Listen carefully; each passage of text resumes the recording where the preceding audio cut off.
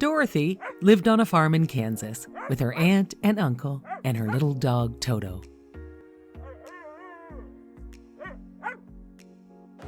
One day, a terrible tornado came and picked up the house. The terrible wind spun the house around and around and around.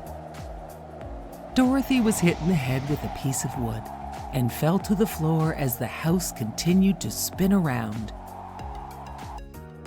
When Dorothy awoke, the house had finally stopped spinning.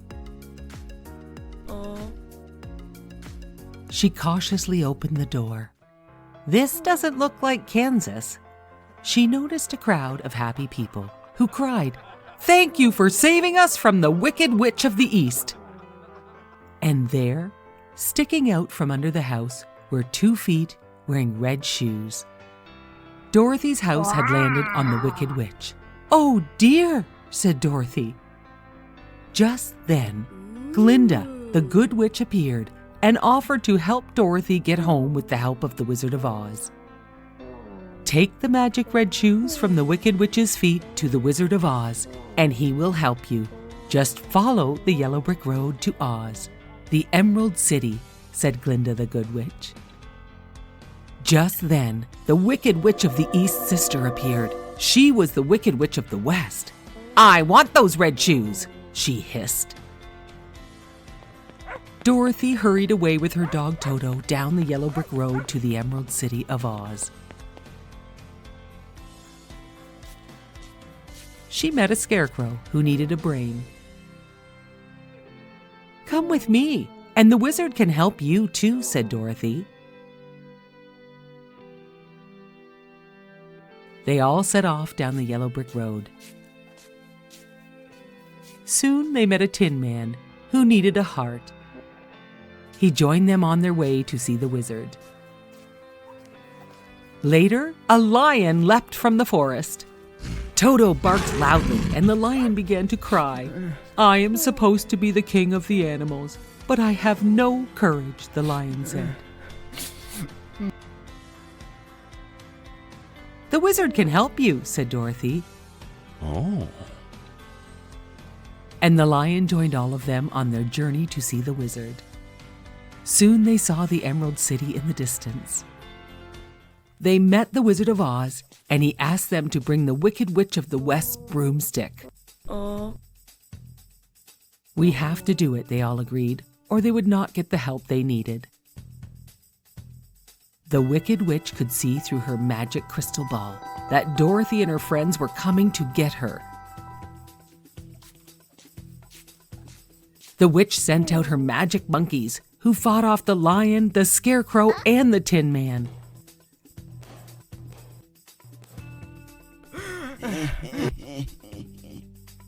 The monkeys brought Dorothy and Toto to the witch. The witch locked up Dorothy and took the red shoes. Toto snuck away to get their friends to help rescue Dorothy from the Wicked Witch. Dorothy's friends, the Scarecrow, the Lion, and the Tin Man, crept into the castle and freed Dorothy.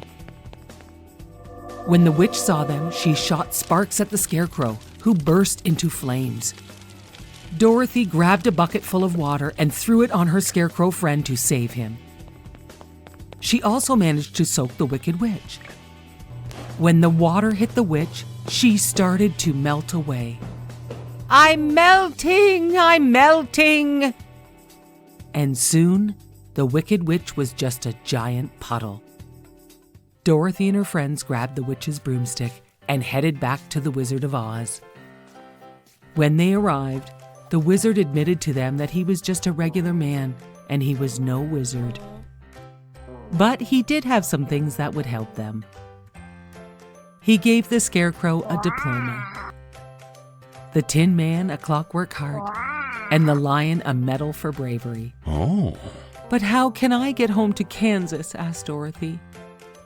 Just then the Good Witch appeared and said, "Don't worry, you helped your friends and I will help you.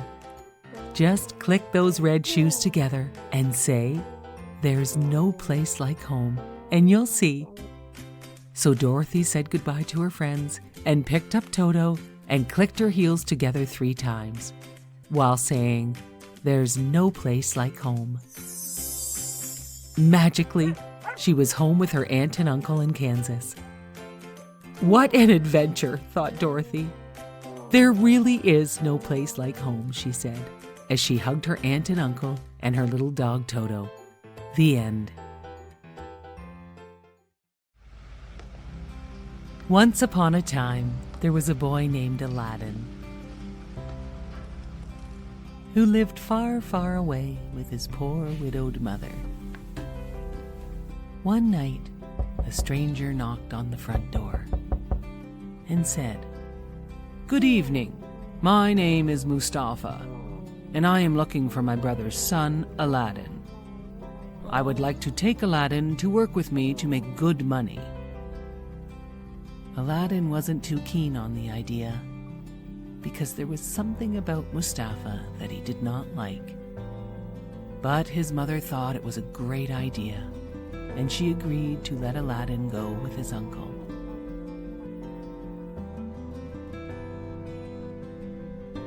Aladdin and his uncle walked for a full day into the desert, until they reached a cave with a small entrance. Mustafa was too big to fit through the entrance, so he asked Aladdin to go inside. Aladdin did not trust him and was afraid he might block him in. But his uncle told him there were gems and gold inside the cave. Mustafa told Aladdin he could take as much as he wanted. Mustafa only wanted an old lamp from inside the cave.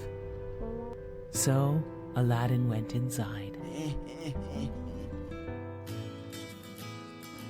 Aladdin could not believe his eyes when he entered the cave. It was full of treasures. He started filling his pockets with diamonds and rubies and emeralds. He also found a gold ring that fit his finger perfectly.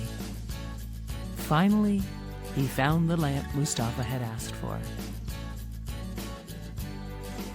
He yelled for Mustafa to help him out. But Mustafa said he wanted to see the lamp first. Aladdin did not trust him, so he refused to let him see the lamp. Mustafa was angry and said, "I am not your real uncle, and I don't care about you, Aladdin. Since you won't give me the lamp, I will block the cave entrance with this huge rock." Mustafa left Aladdin inside. Aladdin sat crying with the lamp inside the cave. "Stupid old lamp," he said. "It is not even real gold." He rubbed the lamp a little to wipe off the dust. And all of a sudden, poof! A genie came out of the lamp. "Master, I will grant you 3 wishes," said the genie. Right away, Aladdin said, "Take me home." And poof, Aladdin was at home. His mother almost fainted at the sight of Aladdin. He told her about Mustafa and the cave full of treasures. Aladdin rubbed the ring he had put on his finger, and a second genie appeared. "Master, I can grant you 2 wishes," said the genie. Aladdin wished for a grand palace and enough wealth for him and his family to be rich forever. All of a sudden, Aladdin and his mother had a beautiful palace filled with riches. One day, Aladdin was walking through the city when he saw the most beautiful girl. He fell in love with her at first sight. She was the Sultan's daughter, Yasmin. Yasmin loved Aladdin too. Aladdin went to ask the Sultan if he could marry Yasmin, and the Sultan said yes. After many years, the Sultan died, and Aladdin ruled the country. This news reached Mustafa. Mustafa knew how Aladdin became so rich and powerful, and he made a plan to get the lamp back. Mustafa tricked Yasmin, who had no idea who he was, into trading him with the old ugly lamp for a shiny new one. Yasmin accepted the trade and went to show Aladdin. Aladdin was mad at Mustafa for tricking his wife into this trade. He searched for Mustafa and found him sleeping with the magic lamp. Aladdin slipped the lamp from Mustafa and raced back to the palace. Aladdin had one more wish, and he asked the genie to turn Mustafa into a frog so that he could never bother them again. The genie granted Aladdin's wish, and Yasmin and Aladdin lived happily ever after. High above the city stood the fine statue of the Happy Prince. He was gilded all over with gold leaf, and his eyes were bright sapphires. A large red ruby was in his sword. "He is as beautiful as a weather vane," said one of the town councillors, who wished to be known for his artistic tastes. One little boy in the city was crying for the moon, and his mother asked him, "Why can't you be like the Happy Prince, who never dreams of crying for anything?" Everyone loved the Happy Prince statue in the city. "He looks like an angel," remarked the children of the school. Their math teacher asked, "How would you know? Have you ever seen an angel?" "Of course," said the children, "in our dreams." One day a lonely swallow landed on the Happy Prince for a rest. He nestled in between the statue's feet to go to sleep. But just as he was about to fall asleep, a large drop of water fell on the swallow. The swallow saw no clouds and could not understand where these drops were coming from. The swallow looked up and saw the statue's eyes were full of teardrops, and that is where the drops were coming from.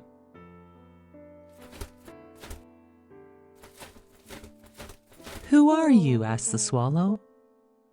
"Well, I am the Happy Prince," said the statue. "Why are you crying?" asked the swallow.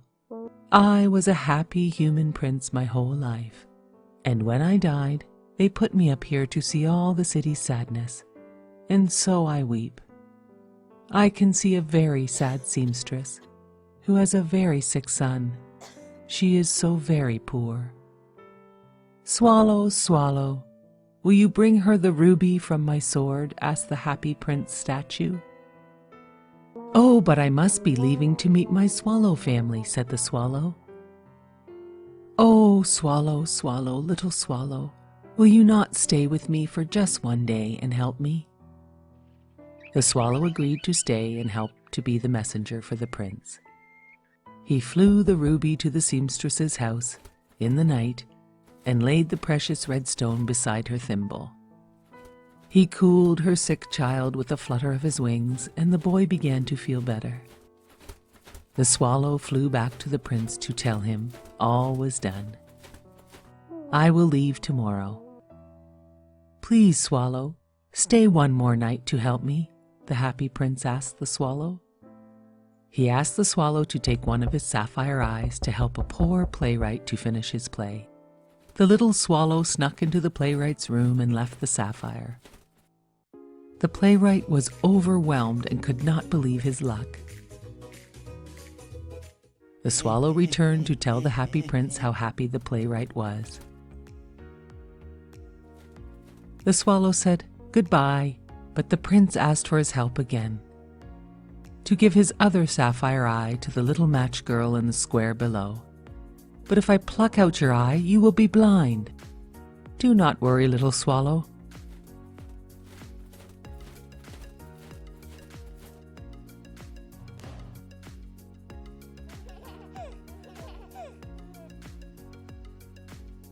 Go and join your family now." But the little swallow insisted on staying forever with the Happy Prince. The Happy Prince asked the swallow to take each leaf of his gold to help the poor in his city, and so the swallow did, as the Happy Prince asked, leaving the Happy Prince looking quite dull. The swallow stayed too long, and the cold winter made him very sick. He knew he was going to die. He told the prince he loved him and kissed him on the lips before falling at the statue's feet to his death. At that moment, a strange cracking noise sounded from inside the statue. The leaded heart of the statue had been broken. The city councilors took down the Happy Prince statue as it no longer was gold with precious rubies and sapphires. They found a dead bird at its feet and sent everything to be taken away to the garbage. God was looking down and sent 2 of his angels to bring the 2 most precious things from the city to him. The angels found the dead bird and the broken leaded heart and statue and brought them to God. God thanked them so much. He brought the little swallow back to life and repaired the statue and his broken heart. And he put them in his Garden of Eden for the little swallow to sing forever and live with his Happy Prince statue. Once there was a little farm with a pond full of geese and ducks.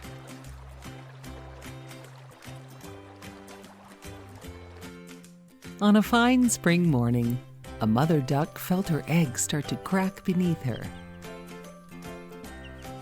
One by one, all the eggs broke open, with each new baby duckling cuter than ever. Until the last egg broke open. The duckling did not look like the other cute little ducklings. He was gray and clumsy and way too big.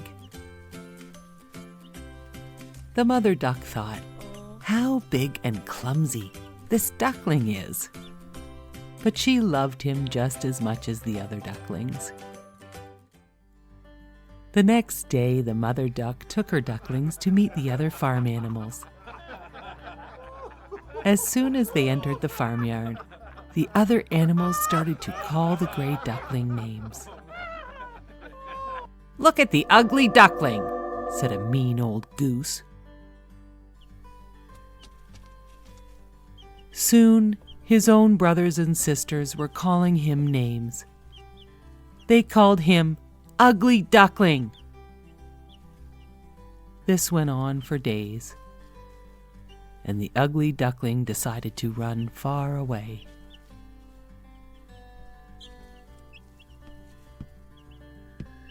He ran deep into the field. He finally came upon a pond full of geese. It was nighttime, so he fell asleep in the tall grass surrounding the pond. In the morning, the ugly duckling was just about to meet the geese when they were scared by a hunter and his dogs. The ugly duckling stayed in the long grass and hid from the hunter and his scary dogs. When he was sure they were gone, he started to walk towards a cottage he could see. An old woman lived there with her prize hen and cat. The old woman let the ugly duckling stay because she thought she could fatten up the duck to sell him at the market. The prize hen and the cat were very rude to the ugly duckling, and besides, there was no water for him to swim on here. So the ugly duckling snuck away one night to find a lake. He found a nice lake, but none of the other birds spoke to him. They thought he was too ugly to bother with. One day, a beautiful flock of white birds with long necks flew overhead. The ugly duckling began to cry, but he had no idea why. It was getting colder, and soon all the other birds left the pond because winter was coming. The ugly duckling stayed and awoke one morning to find his feet frozen in the lake. A nice, kind farmer found the ugly duckling and saved him. He thought he would be a nice house pet for his children, so he brought the ugly duckling home. His wife and children were not very happy with the ugly duckling, and so the ugly duckling snuck away to find a new home. It was winter, and the ugly duckling found a spot on a pond's edge. He built a nest. He was safely hidden to snuggle away the whole winter. Finally, spring arrived, and the pond thawed. The ugly duckling spread his wings. He found his wings grew very strong during the winter. The ugly duckling landed gracefully on the lovely pond. Just as he landed, he noticed 3 snowy swans near the pond's shore. He felt the same way he had had the first time he saw them fly overhead. The ugly duckling slowly swam over to meet the swans. And then, as the ugly duckling swam, he noticed his own reflection. What do you think he saw? His own reflection was that of a beautiful white swan. You see, over the winter, the ugly gray duckling had grown into a beautiful, white, graceful swan. And he was the most beautiful bird of all. The new swans welcomed their new swan friend. The swans were so very nice to the ugly duckling, who was now a stunning white swan. The ugly duckling promised himself he would never forget the lessons he had learned as a young ugly duckling, as he lived happily ever after with his new family on the beautiful pond.